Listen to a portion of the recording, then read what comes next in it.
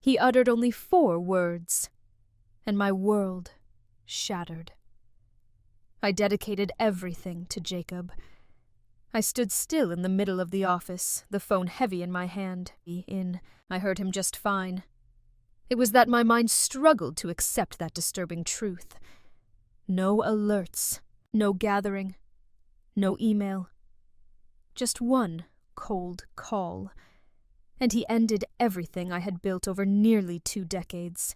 I am the only daughter of Thomas Bradford, a prominent businessman in Oregon, who founded and leads Bradford Co, a diverse investment firm valued at over $200 million. I started with the company at 21, right after graduating from Stanford with dual degrees in finance and strategic management. For 17 years, I consistently participated in every holiday and attended every meeting. I played a crucial role in every expansion plan, every successful merger, and every instance where the company narrowly avoided a financial crisis. And now, with a call that barely lasted a minute, he dismissed me as if I were just an unknown intern. I clenched the phone tighter, hearing his voice, calm, nearly devoid of feeling. Sophia, I understand that this may be difficult for you to come to terms with. However, I have considered it carefully.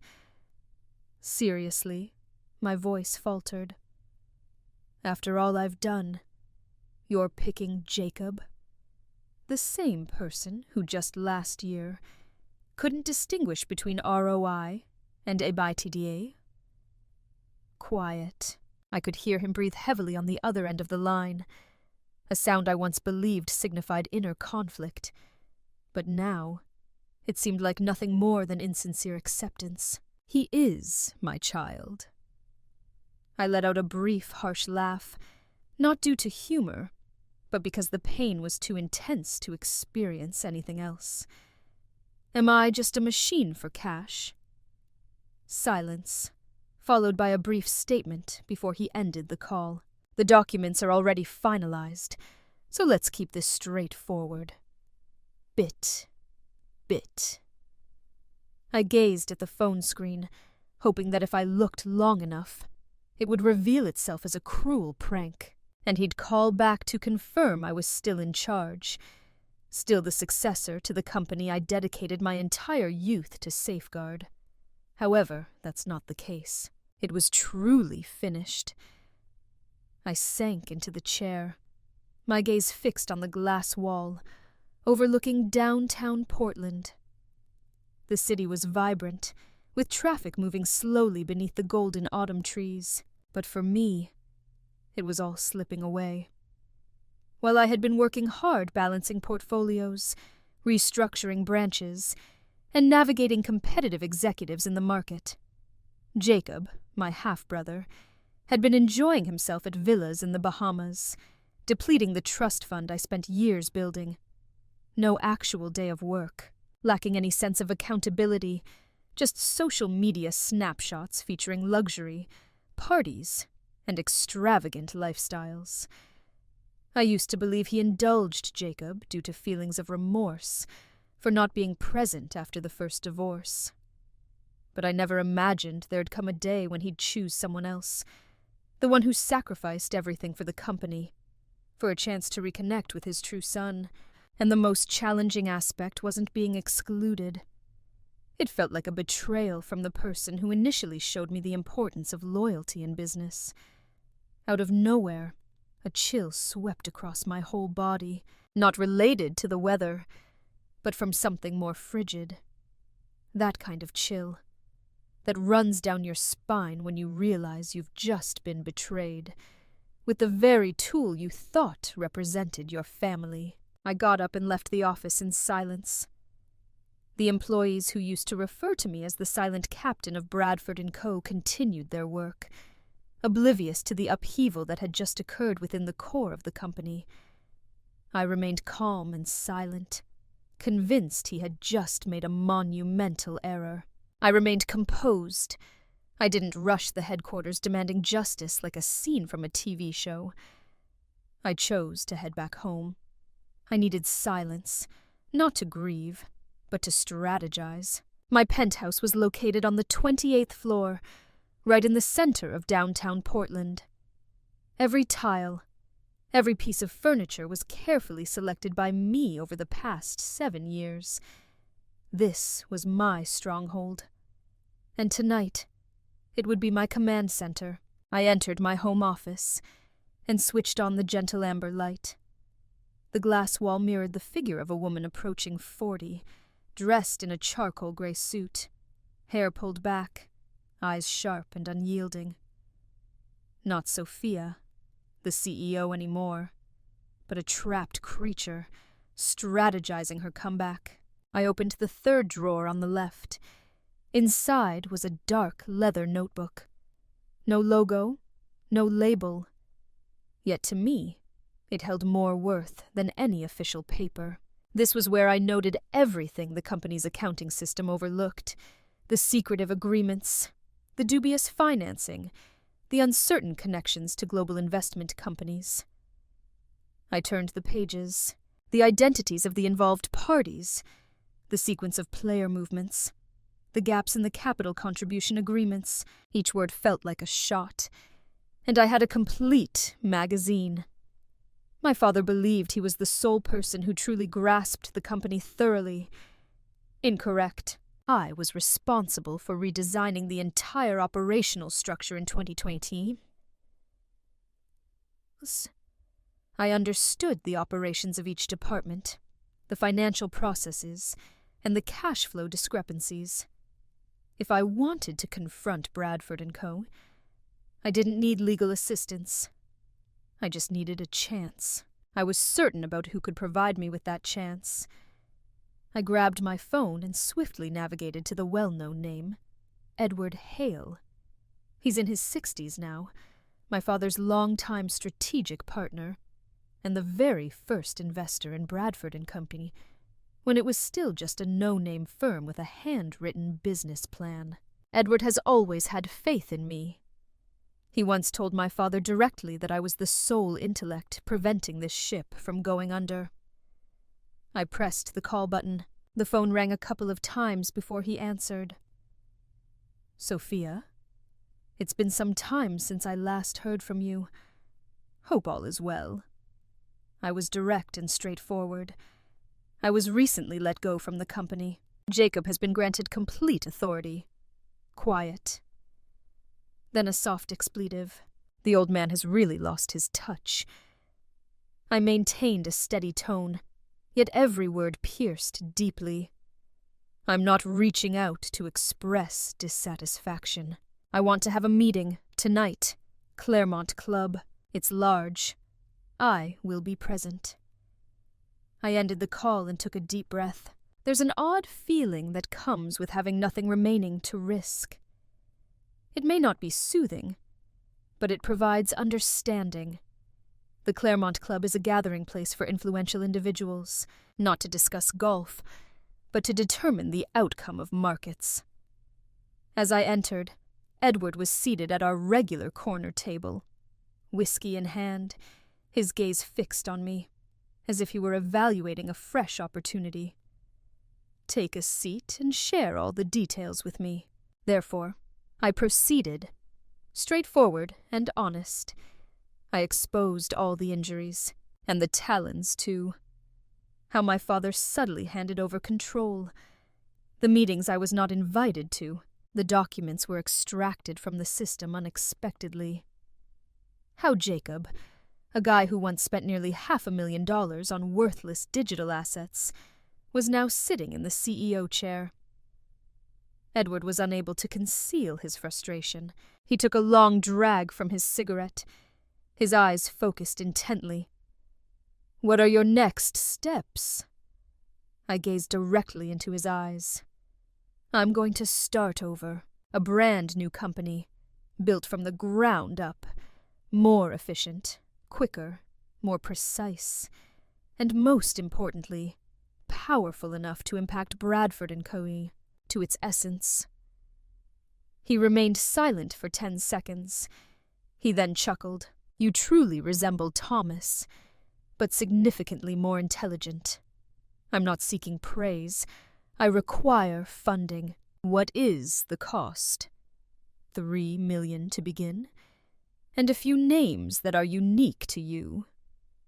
He finished the last sip from his glass, then nodded. You'll receive the funds tomorrow. I did not smile. I did not express gratitude. I simply nodded. It felt as if I had just finalized an agreement, due to my experience. This marked the start. I departed from the Claremont Club shortly after 10 p. Sounds sliced through the air with precision. However, I didn't sense it. My passion was intense. In the car, I took out my phone and began creating a list.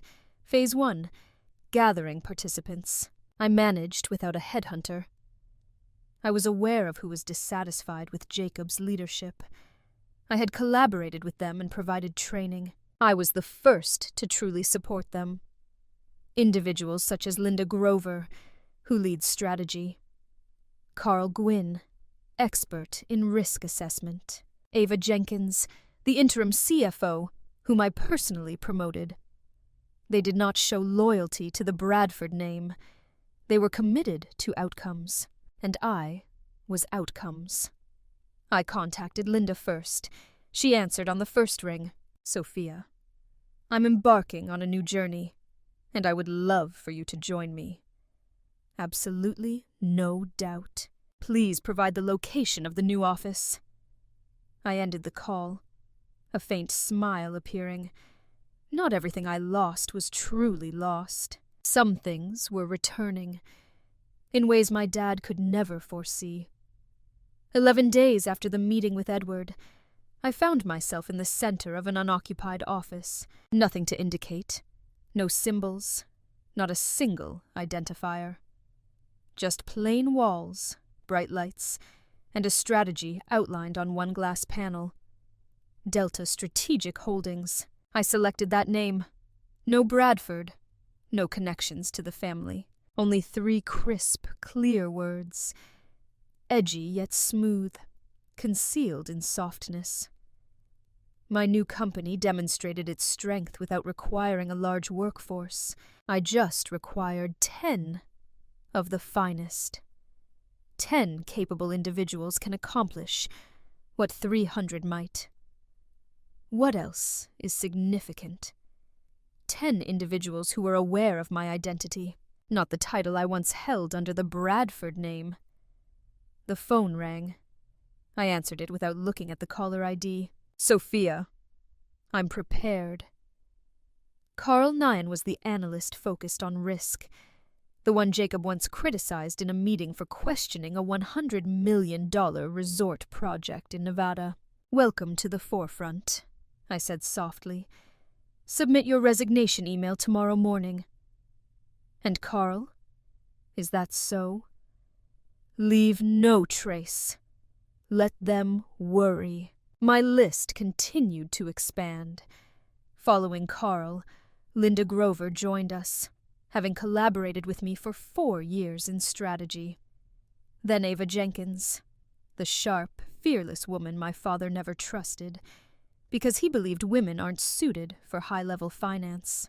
A week later, Malcolm Rowe, the operations director from the Chicago branch, reached out. Sophia, I've reached my limit. Jacob also wants to reduce the CRM budget significantly and lower operating expenses. Does he believe client systems operate on positive energy? I grinned.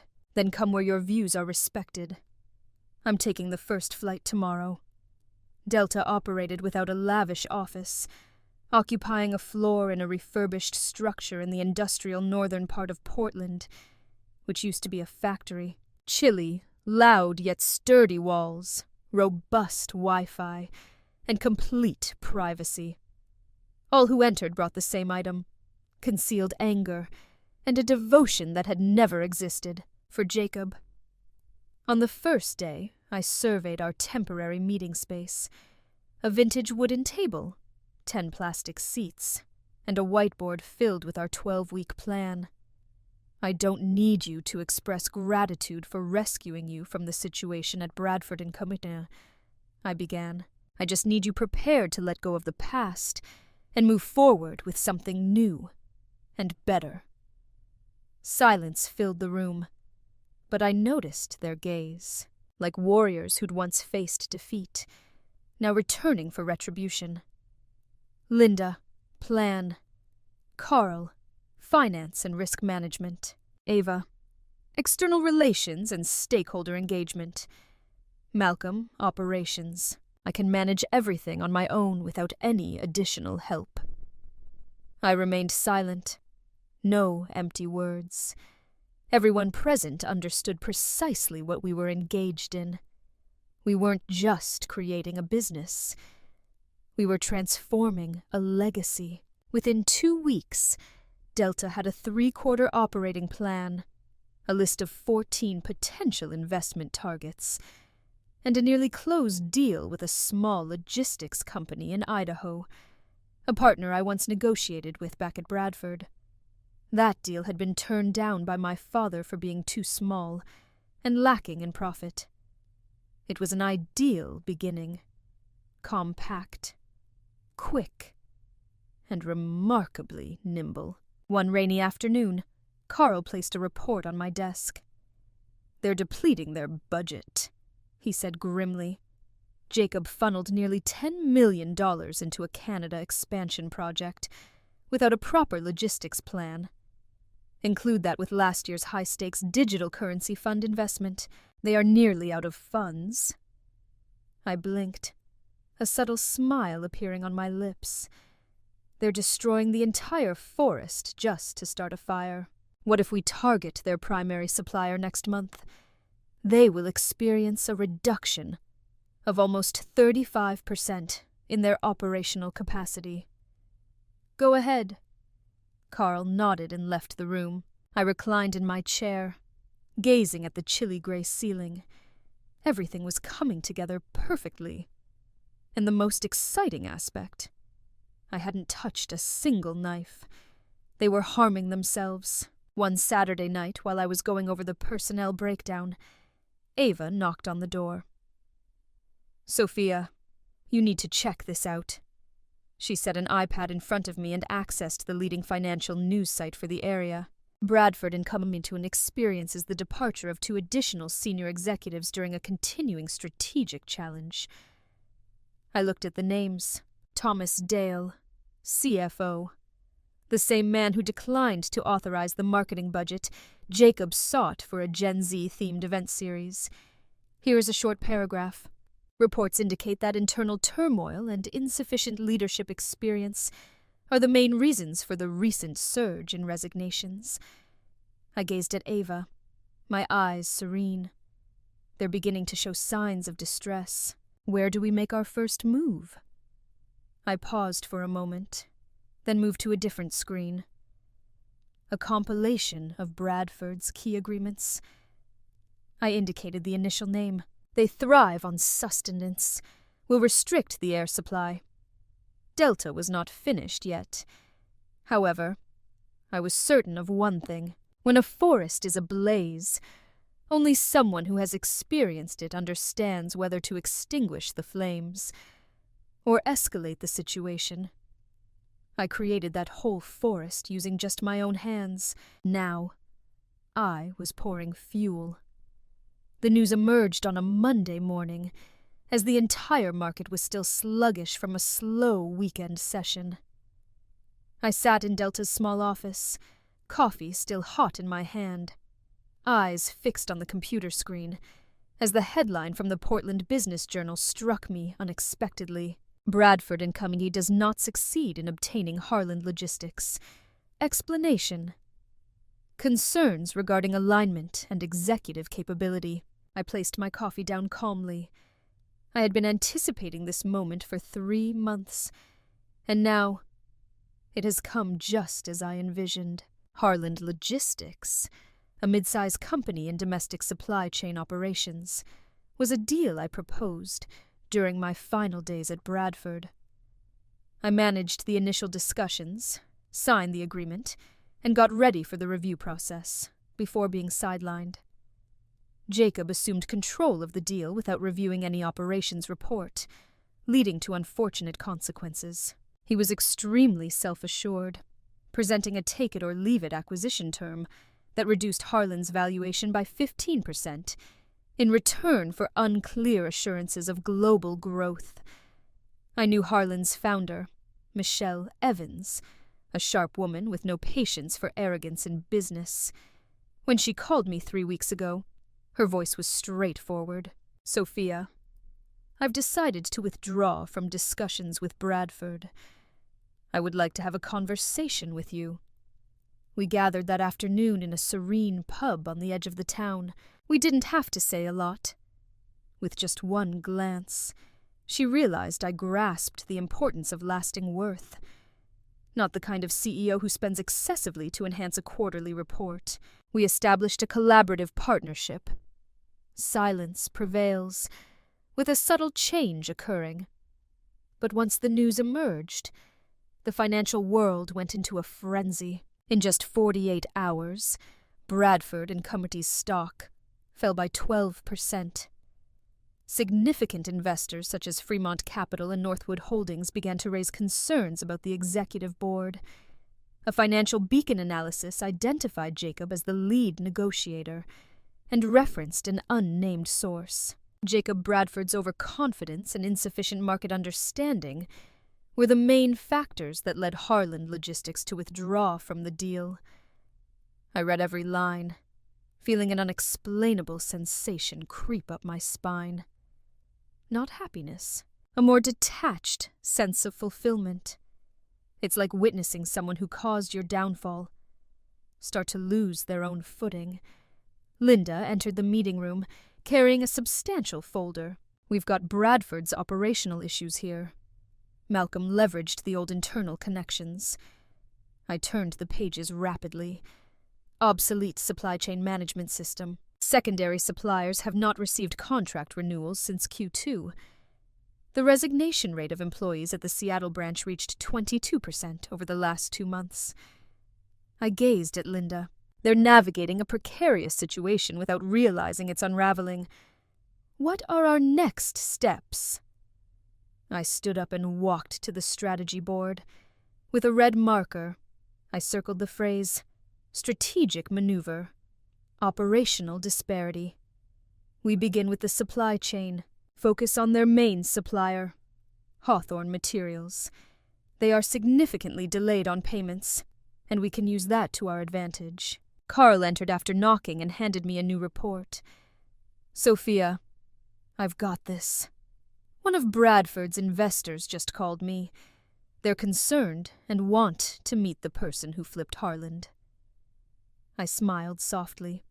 No names required. I was already aware. "Arrange the meeting. I'll demonstrate what Bradford was unable to. Integrity and implementation." 3 days later, I met Janet Monroe, investment director at Crescent Partners, a fund that holds 8% of Bradford's shares. Her office was on the 32nd floor of a sleek black glass tower, yet inside it resembled an art studio. I got the message. Ingenuity and planning, while maintaining an overview. Janet was direct and clear. "I understand you were involved in the Harlan deal, and I hold no resentment towards you. I just want to know, is there hope for Bradford's recovery?" I was being genuine. I opened my tablet and showed her a chart of staff resignation rates, a comparison table of unsuccessful deals over the past 6 months, and short-term debt ratios that had increased quarter over quarter. No, they will not bounce back. The person leading lacks an understanding of effective leadership. He believes that being CEO is just a title, rather than a duty. Janet looked at me. "What is it that you seek?" I gazed directly into her eyes. "I aim to create a company that can outshine Bradford, not replicate it, but exceed it." She remained silent, but I noticed the change in her gaze. "Eliminate uncertainty. Focus on computation. I will be observing. If your statement is accurate, We will think about redistributing resources. Ava sent me a message just as I exited the elevator. Jacob just called an urgent board meeting. Seems like the concern is genuine. I responded with only 3 words. Great. Continue on. Because I hadn't acted directly. I was just manipulating the situation. And they, the ones who believed I was a cast-off piece, were lost in the labyrinth they created. And I was advancing, getting ready for the next strike. That night, I was at the office.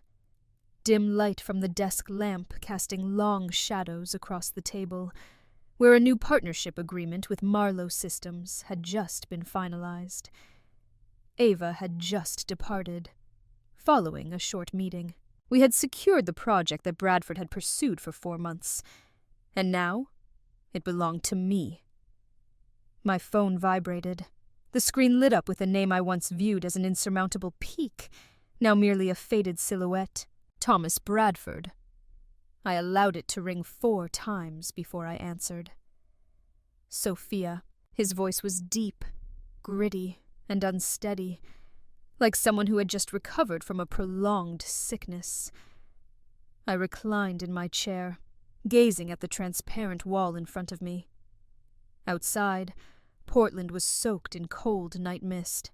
Inside, I was about to speak to the man who had stabbed me in the back without a second thought. I thought I was off your contact list. Sophia, don't be like that. We need to talk. Still calling it talking. Sounds like you still don't get what's happening. He was silent. I heard a deep, heavy exhale. Let's meet. At the old office, tomorrow morning. I was ready to decline immediately. But then, I changed my mind. Fine, 6 a.m. I arrived 10 minutes early. The entrance to the once glimmering Bradford headquarters now felt as cold as a courtroom awaiting its verdict. The doorman recognized me and gave a small nod, his eyes reflecting something close to gratitude. 17th floor conference room. My old battlefield. Now there were only 2 people inside, my father and Jacob. Thomas Bradford no longer resembled the invincible figure in my mind. He looked thinner, his hair noticeably grayer, his gaze drained of power. Only exhaustion remained. And Jacob, still in a crisp suit, but the arrogance that used to cling to him now hung loose, like a collapsing facade. I didn't sit. I stood, staring at them, like looking at the 2 men who once threw me out of the fortress I had built with blood and youth. Talk. I don't have much time. My father took a deep breath, placed a folder on the table, and slid it toward me. We're losing control. Investors are pulling out. Client churn is up nearly 38%. The media is cutting us down daily. I didn't touch the folder. You just realizing that now? Jacob jumped in, his voice still laced with leftover arrogance. You can't let the entire company collapse over a family argument. I turned to him, my eyes cold as a blade. An argument? You call pushing me out, dismantling the foundation I spent nearly 2 decades building. An argument? Jacob was speechless. My father slowly stood up. I was wrong. I admit it. I didn't trust you the way you deserved. But now? I need you. I laughed. A laugh with not a shred of humor. That line should have come a year ago, back when I still wanted to hear it. You're still part of Bradford. You're the lifeblood of this company. I stepped closer to the table, placed both hands on the glass, and looked him straight in the eyes. I'm not part of this company anymore. I'm the piece you cut off, like excess flesh, and now you want to reattach it, after it's grown into something else. Stronger, sharper, independent. Sorry, I'm no puppet." My father lowered his head. In that moment, he was no longer Thomas Bradford, the great founder, but a father who had chosen the wrong child. "If you don't come back, I'll lose everything," I replied coldly. "Then lose it. Every decision has a price, and this is when you pay." I turned and walked away without looking back. This time, I was the one who left the boardroom, and the closing door sounded like a final sentence. 2 weeks later, the financial world shook Bradford Co. Files for Chapter 11. Bankruptcy protection. I was sitting in my Delta office when Ava placed the printed article on my desk. "They've started selling off assets. Where are they starting? The Venture Capital Division, Austin branch, and the IT department." I nodded and picked up the phone. "Call Edward. Start acquiring them, piece by piece." Ava smiled. "How much of the old company are we taking back?" I looked out the window. The city was blurred by rain, but in my mind the path was crystal clear. Everything worth saving, the rest can die with the Bradford name. Never did I imagine I'd one day witness my father, the man who once called me the future backbone, sit and watch his empire crumble. But he made his choice, and I was merely the consequence he called upon himself. One morning in late March, I signed the final contract. The pen glided smoothly over the paper, leaving a clean line of deep blue ink next to my signature, Sophia Bradford. Across the table sat the legal representative from bankruptcy court, confirming that Delta Strategic Holdings had officially acquired the 4 most profitable divisions left from the ashes of Bradford Co. Portfolio Management, Enterprise Client Services, Seattle Data Center, New York Regional Headquarters. Piece by piece, the empire I once built with my own blood and grit was back in my hands. But no longer under the old name, no longer under the shadow of a father who chose the wrong heir. Ava walked in, setting a steaming espresso on my desk. She looked at me, her voice low, but filled with something close to awe. "You did it, Sophia?" I simply nodded. No celebration, no fireworks. I didn't need the world's approval. I just needed them to know. I was back, but this time as the one holding the knife. 3 days later, on a rainy Portland afternoon, my assistant knocked on my office door. "Mr. Thomas Bradford is here. He's asking to see you." I looked up from the file in my hands. My heart didn't race. My hands didn't tremble. The emotions I once thought would surge never came. Just a moment of silence before I calmly said, "Send him in." The door opened. The man who used to be the center of my universe walked in. But now, he was only a shadow of the past. His faded gray suit couldn't hide the limp in his step. His hair had turned completely white. The fire once burning in his eyes had cooled to smoldering ash. For he stood still for a few seconds, his eyes scanning the room. There was nothing extravagant, but every detail was intentional. The power here was real, not for show. "Nicer than my old office," he said, his voice rough and low. I didn't respond, just gave him a small nod to invite him to sit. He looked at me for a long time, then finally said, "I was wrong, Sophia." I leaned back in my chair. No words, no smile. I simply let him continue. I was blind. I thought that because he was my son he'd carry the legacy. But I forgot. It was you who kept the company alive for nearly 2 decades. I clasped my hands together. My eyes locked on his. "You didn't forget. You just didn't want to admit it." He nodded, a bitter smile flickering across his face. I lost everything. The company, the trust, and you. This time, I looked out the window. It was raining. Water streaked down the thick glass, cold and colorless, like the years I spent being pushed out of the picture. No one took anything from you. You let it go. He fell silent. Deep, long silence. If I could start over, I cut him off, my voice soft, like a paper cut. But you can't. He stood up, gave a slight bow. Thank you for letting me speak. I didn't respond. No need. No forgiveness. No hatred. Just silence. For him to feel the full weight of what he had lost. He walked out of my office. The door closed behind him, like the end of an era and the start of a brand new chapter. A week later, Delta Strategic Holdings officially announced its international expansion, with 3 new representative offices in Toronto, London, and Singapore. We restructured our entire accounting system under an automated integration model and launched an exclusive investment platform for high-net-worth clients.